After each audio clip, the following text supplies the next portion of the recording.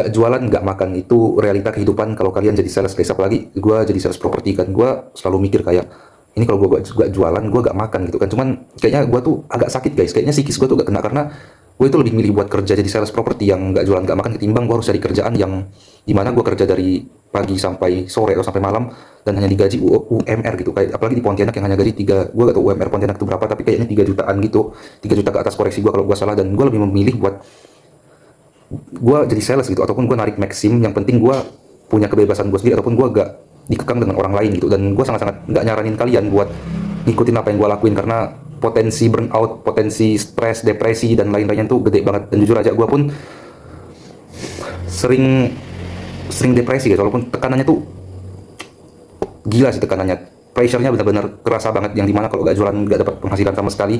Jadi gue juga nyambil narik maxim buat ya buat safety segala macam, buat sehari-hari, buat modal bensin, makan dan lain-lain.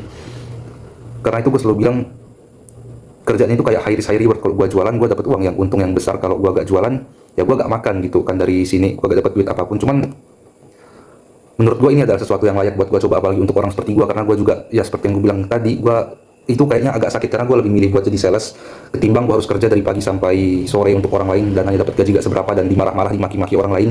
Gak dimaki-maki juga sih ya, gue gak tahu juga, mungkin ada beberapa bos yang baik. Kalau bos yang nggak baik kalian dimaki gitu kan, mungkin kalian bisa share ke gue kalau kalian pernah dimaki dengan bos kalian di tempat kerja.